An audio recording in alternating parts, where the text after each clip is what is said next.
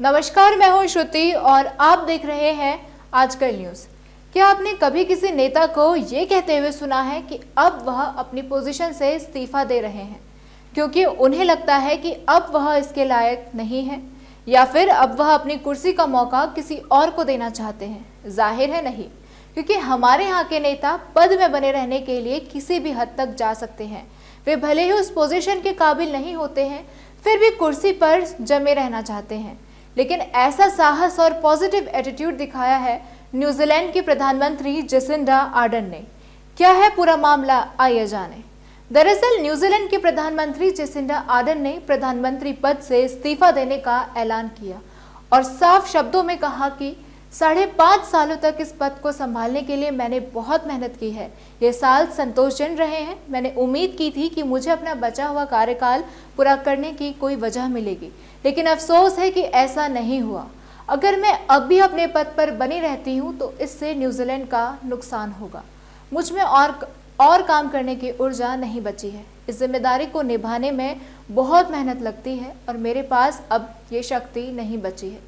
जब तक हम कर सकते हैं हम वह सब करते हैं जो हम कर सकते हैं। मैंने गर्मियों की छुट्टियों में सोचा था कि क्या मेरे पास इस काम को करने की ऊर्जा है या नहीं, और निष्कर्ष निकला कि नहीं थी। एक व्यक्ति को पता होना चाहिए कि उसे कब इस्तीफा दे देना चाहिए, और मेरे लिए वह वक्त अभी है। मैं फिर से चुनाव नहीं लड़ूंगी। ऐसा इसलिए नहीं कि मैं हार सकती हूँ, बल्कि मेरे पास योगदान देने के लिए कुछ खास नहीं बचा है। मैं इस दौरान कई चुनौतियों का सामना किया। मैं इंसान हूँ, राजनेता इंसान होते हैं।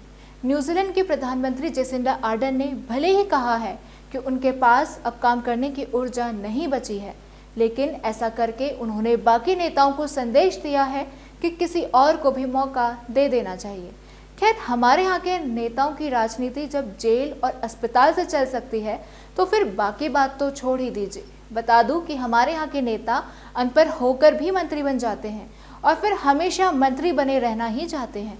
ऐसा नहीं है कि जिस जेसिंडा आर्डर्न ने इतने सालों तक अपने देश का ख्याल रखा, अपने देश को आवास, बाल गरीबी, जलवायु परिवर्तन, घरेलू आतंकी घटना, प्राकृतिक आपदा, आर्थिक संकट और कोविड महामारी से संभाला, अब देश को उनकी ज़रूरत नहीं है, या फिर वह देश संभालने के लायक नहीं है, या फिर उन्हें चुनाव हार जाने का डर है, बल्कि उन्हें पता है कि उनकी पार्टी जीतेगी और उसे एक नए नेतृत्व की ज़रूरत है। हालांकि करियर की पीक पर रहकर यह फैसला लेना उनके लिए आसान नहीं है, लेकिन ऐसा सिर्फ वही कर सकती थी क्योंकि वे जानते हैं कि यही उनके लिए सही है। धन्यवाद और देखते रहिए आजकल न्यूज़।